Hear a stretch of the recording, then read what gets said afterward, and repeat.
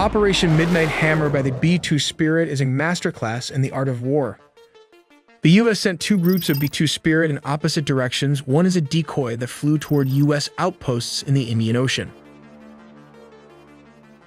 while the main strike package appeared to head east toward Iran.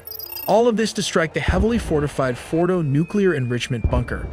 This facility is buried deep beneath a thick layer of rock, with its main chamber located approximately 200 meters from the tunnel entrance. The surrounding terrain begins with a gentle slope but becomes steep about 160 meters from the ridge, offering strong natural protection from aerial attacks. Just before the B-2s reached their target, a U.S. nuclear submarine launched a dozen cruise missiles aimed at various nuclear sites in Isfahan. Here's the catch. Reports say hundreds of trucks moved uranium centrifuges away from the nuclear enrichment plant just days before the bunker buster bomb strikes. We'll also look at the B-2 Spirit's secret stealth technology. More details all in the video ahead. The U.S. B-2 Spirit bombers strike on Iran's nuclear facilities, codenamed Operation Midnight Hammer. In the early hours of June 21, 2025, a large formation of B-2 bombers lifted off from Whiteman Air Force Base in Missouri under tight secrecy. What followed was a complex play of deception and the art of war. Immediately after takeoff, the strike package split into two separate groups. One group, serving as a decoy, flew westward over the Pacific, heading toward well-known U.S. outposts like Anderson Air Force Base in Guam or possibly Diego Garcia in the Indian Ocean. Meanwhile, the main attack group, consisting of 7 B-2 bombers armed with massive ordnance penetrator MOP bunker-busting bombs, flew eastward toward Iran. This move was designed to confuse the global flight trackers, news outlets, and even Iranian intelligence, drawing attention away from the real strike. Their mission: to strike Iran's most fortified nuclear sites at Fordo, Natanz, and Isfahan. The main force embarked on a grueling 18-hour mission, part of a nearly 37-hour round-trip journey spanning thousands of miles. To keep them airborne, the operation relied on a series of precisely timed mid-air refueling by KC-135 Stratotankers. These refueling missions, conducted in international airspace, were critical to the success of the operation. Just a small comparison, this aircraft fuel reserve can fill up 2,000 SUV truck. All this considering it can carry 20,000 gallons or 75,000 liters of fuel. Moving further back, there is another section of the fuel tank. These fuel tanks were specifically designed to penetrate deep into Russian territory, about 6,900 miles, which is around 11,000 kilometers. Furthermore, it can travel double that distance deep into enemy lines while avoiding radar detection, thanks to this rotary air refueling system that extends all the way out, as shown here. This maximizes its range to 12,000 miles with the Boeing KC-135 Stratotanker and allows it to remain airborne for 44 hours. That is almost 2 days in the air, which is a remarkable engineering feat. The bombers cross into the Middle East via routes over Lebanon, Syria, and Iraq, though it remains unclear whether these nations have been notified. As the B-2s approached Iranian airspace, the mission entered its most critical phase. U.S. forces unleashed a range of electronic warfare tactics and decoys. Fast-moving aircraft and jamming systems were deployed ahead of the bombers, designed to confuse and blind Iranian radar and missile defenses. At the same time, U.S. fighter jets and surveillance aircraft conducted sweeps to detect any potential threats, whether from the air or from surface-to-air missile batteries.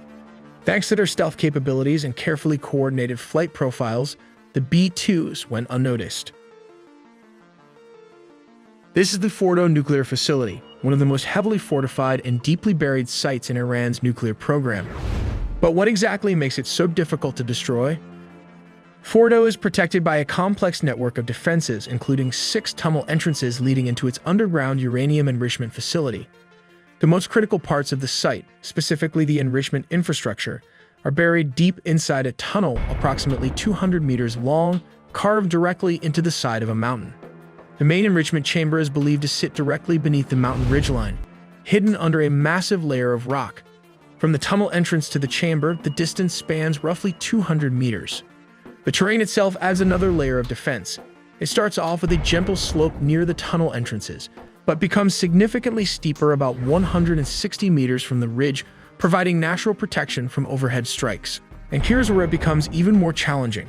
If the enrichment chamber sits at the same elevation as the tunnel entrances, It's shielded by approximately 40 meters of solid rock when approached from narrow vertical angles, around 25 degrees. A bomb dropped directly from above or even at a 40-degree off-axis angle, as would be typical for a high-altitude strike from a subsonic B-2 bomber, would need to break through up to 40 meters of dense mountain rock to reach its target. To overcome this, the U.S. deployed 6 B-2 Spirit bombers, each armed with GBU-57 massive ordnance penetrators, deep penetrating bunker buster bombs designed for hardened targets like Fordo. These strikes targeted the mountain ridge directly above the tunnel network and underground enrichment halls, aiming to penetrate the fortified layers and disrupt Iran's nuclear operations. The B-2s also targeted at least 6 of the known tunnel entrances leading into the facility. Post-strike satellite imagery, along with assessments from weapons experts, confirmed that at least 3 of the 4 main entrances sustained significant damage. Large craters were visible near these access points, indicating a direct hit and probable disruption to the facility's internal infrastructure. Roughly an hour before the B-2s crossed into Iranian airspace, a U.S. Navy submarine launched over 30 cruise missiles targeting the Isfahan nuclear site. A simultaneous attack from sea and air created chaos and stretched Iranian defenses thin, adding another layer of confusion to an already overwhelming assault.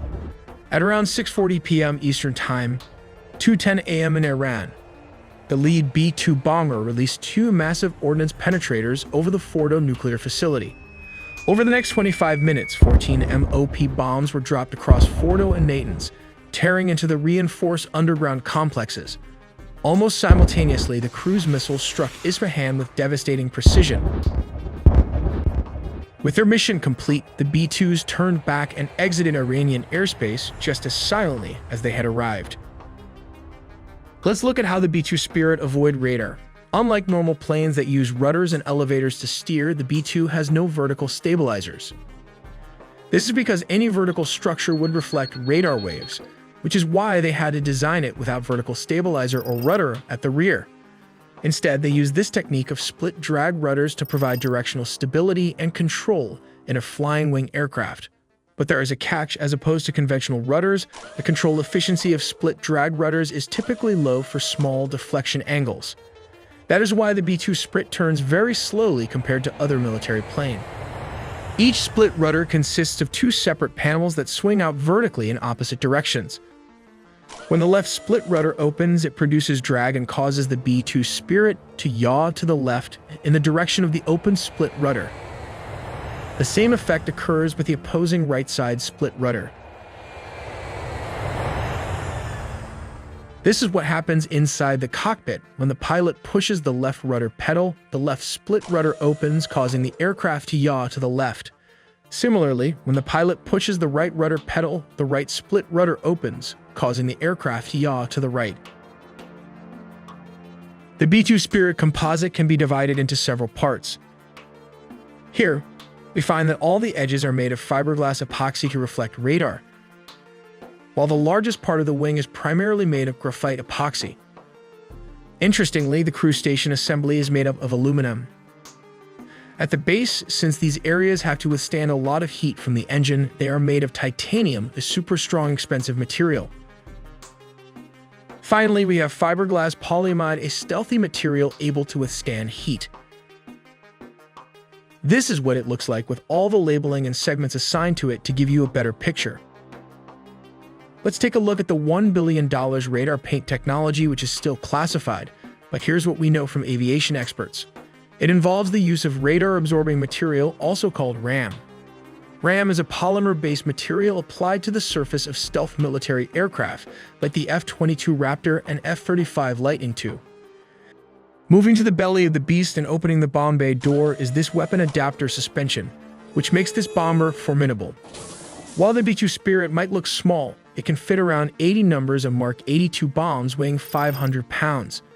Yes, all these 80 weapons can fit inside this weapon adapter, totaling around 40,000 pounds, which is approximately 18,000 kilograms of free-fall gravity weapon system. Depending on the mission, the B-2 Spirit can switch to this rotary weapon system, enabling it to carry around 16 numbers of AGM-158 missiles, which can cost around $1.5 million each. When ready, a B-2 Spirit can drop this weapon payload discreetly. The AGM missiles unfold their wings to fly towards the target, traveling up to 230 miles, which is around 370 kilometers. Let's take a look at how this works. Step 1. The bomb deployment platform. As previously mentioned, a B-2 stealth bomber flies at a very high altitude. When the aircraft reaches the designated location and the conditions are optimal, it can release this specialized MOAB weapon system.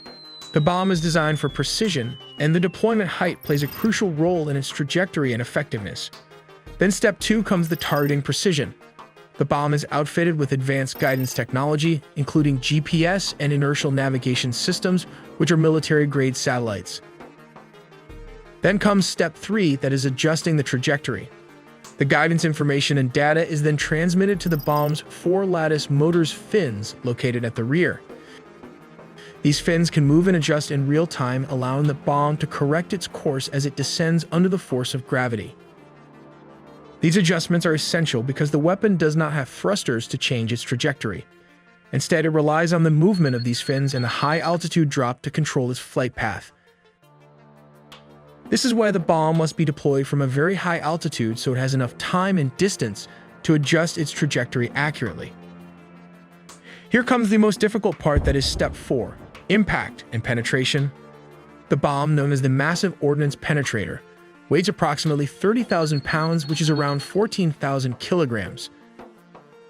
When it reaches its target, it strikes with immense force, designed to penetrate deep into hardened structures, such as bunkers. The energy upon impact allows the bomb to bury itself over 200 feet into reinforced concrete, ensuring it delivers its payload precisely where it is intended for maximum effect. We make original videos from scratch, so please do subscribe and hit the notification bell for more videos.